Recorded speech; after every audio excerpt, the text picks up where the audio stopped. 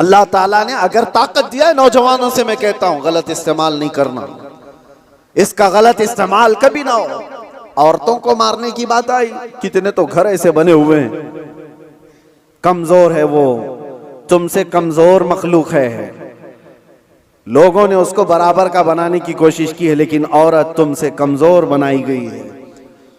उसको मारने का हुक्म कहीं पर भी नहीं दिया गया, कहीं पर भी नहीं, किसी भी तरह से।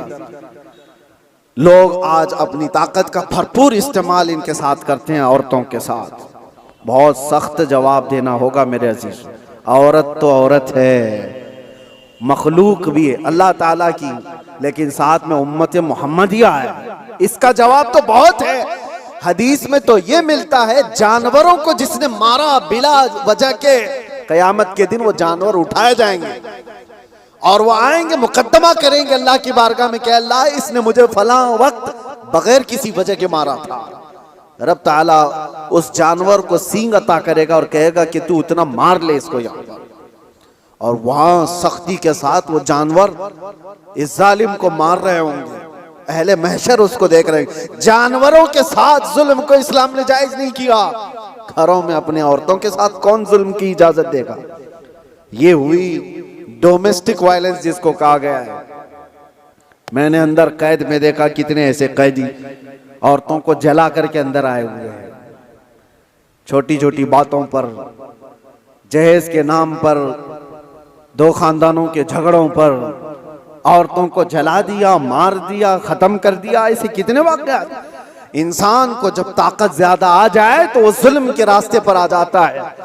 यहां अपने आप को कंट्रोल करना मेरे अजीजों, ये वक्त का बहुत बड़ा चैलेंज है तुम्हारे साथ। ये हुई जिस्मानी ताकत, और जब माल आ जाए, अल्लाह अकबर, ये बड़ी आजमाइश है, ये बड़ी आजमाइश है।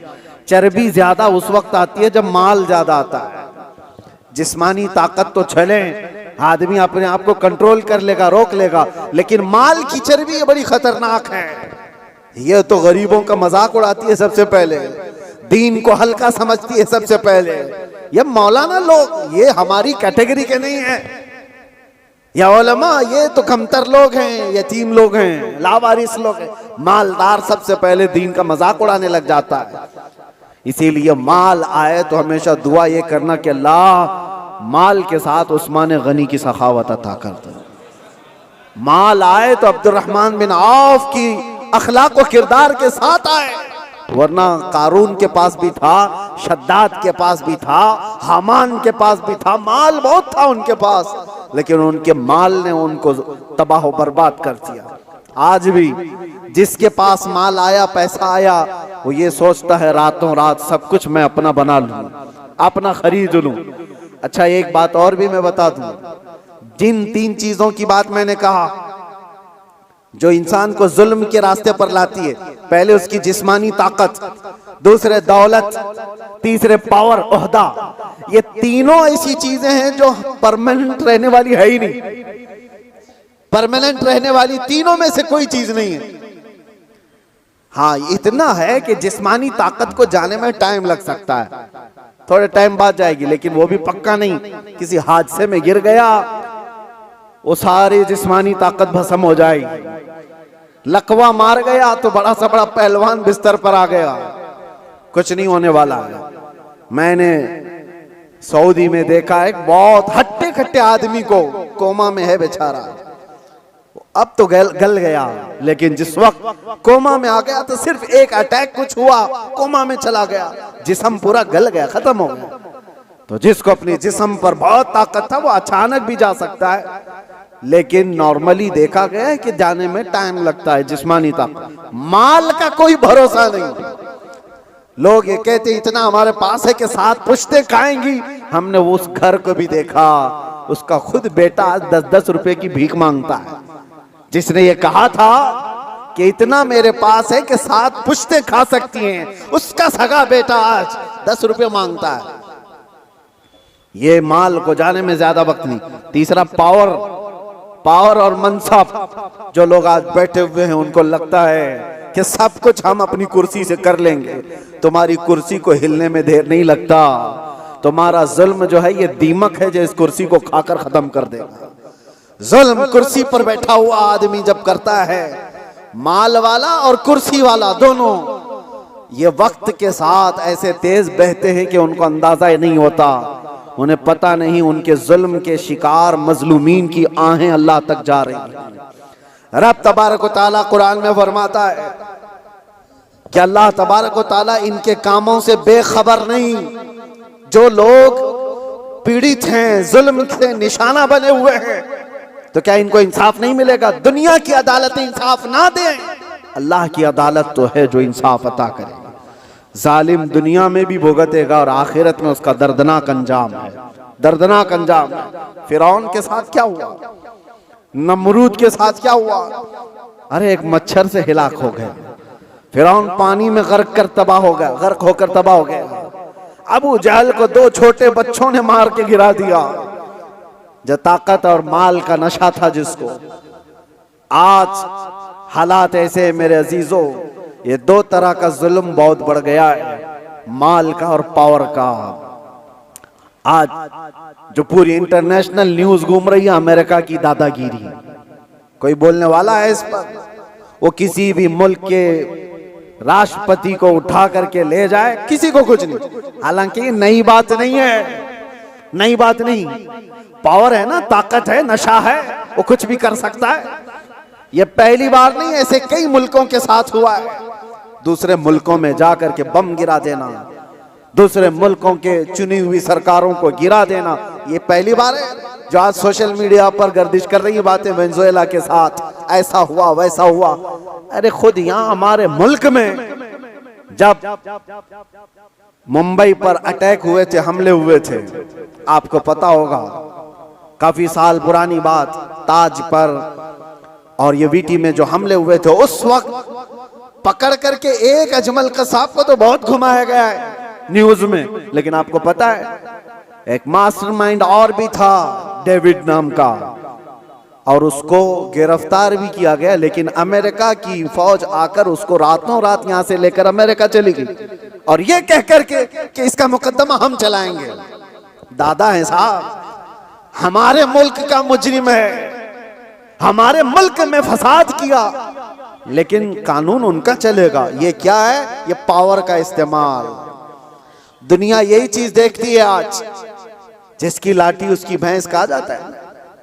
ये मुहावरा यही है, ताकत का ऐसा इस्तेमाल। और ये लोग दुनिया को इंसानियत का दर्स दे रहे हैं, ह्यूमन राइट्स बनाए हुए बैठे हैं।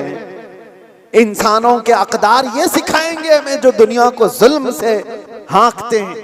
मेरे अजीजों, एक बात याद रखो, अल्लाह के नबी सल्लल्लाहु तआला अलैहि वसल्लम ने अगर फरमाया कि जुल्म को अल्लाह पसंद नहीं करता, तो रसूलुल्लाह ने अपनी जिंदगी से करके दिखाया है। यह नहीं है कि तकरीरों में कहा है या कोई स्टेटमेंट है।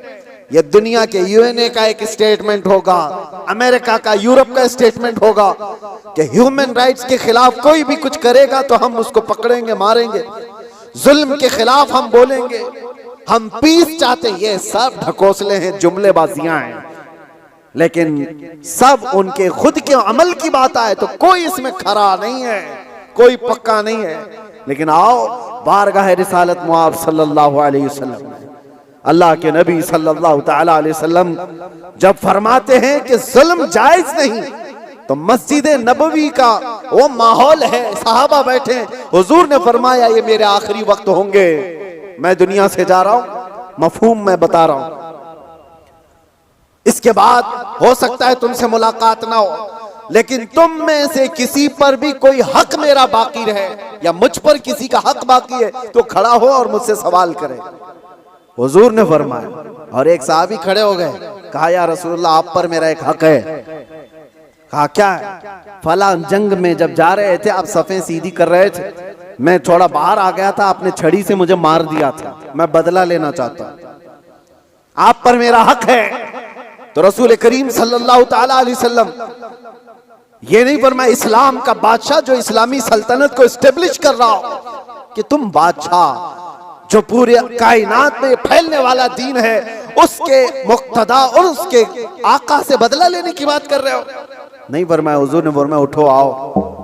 हजरत उमर तलवार निकाल लिए थे, कहा कौन है जो रसूलुल्लाह से बदला लेगा? हुजूर ने फरमाया, उमर तलवार नीची करो, या अदालत की महफिल है, ये इस्लाम है, ये अल्लाह तबारक व तआला की मंशा के मुताबिक चलेगा, ना कि पावर के मुताबिक। पावर तुम्हारे पास है, इख्तियार तुम्हारे पास है। हुजूर ने फरमाया आ जाओ। वो सहाबी आए, लेकिन उन्होंने ये भी तकाजा किया कि या रसूल अल्लाह, जिस वक्त आपने मारा था मेरे जिस्म पर जुब्बा नहीं था, मैं नंगी पीठ था, आपने मार दिया था, मैं चाहता हूं आप भी अपना जुब्बा उतार दीजिए। हुजूर पाक सल्लल्लाहु अलैहि वसल्लम ने उस वक्त अपना जुब्बा उतार दिया बगैर कुछ कहे। उस सहाबी ने बढ़कर मेरे आका की मोहरे नबूवत का बोसा ले लिया। दोनों कंधों के बीच हुजूर के एक ऐसी मोहरे नबूवत थी जो सूरज से ज्यादा चमकती थी।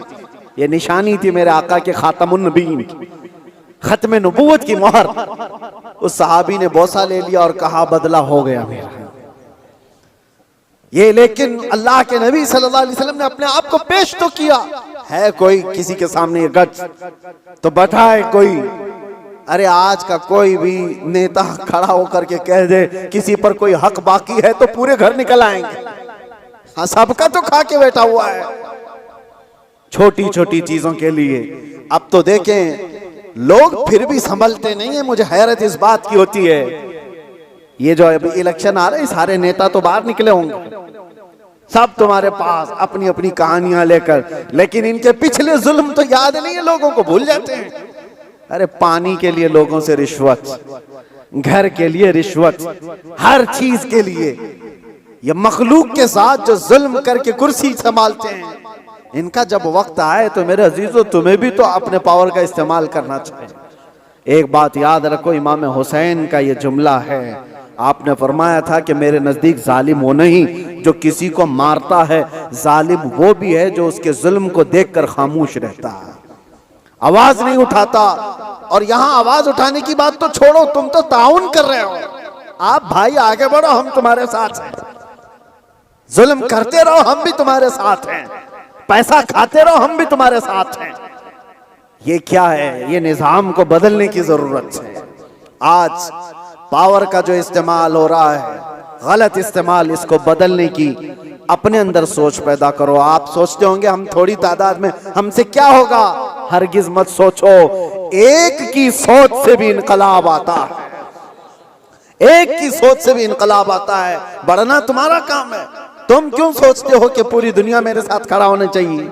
नहीं। सरकार मुजाहिद मिल्लत रहमतुल्लाह तआला अलैह बहुत दिल के अंदर मलाल लेकर के चलते थे। उम्मत के हालात ऐसे, मैं उनको पढ़ा तो मैं भी कई मर्तबा ऐसा, जिसको कहते हैं ना डिसअपॉइंट हो जाना, हालात को देख रहे हैं कोई आता ही नहीं, क्या फायदे का हम चिल्लाते रह जाएं, लोग आपस में इख्तिलाफ करके छोड़ के चले जाएं।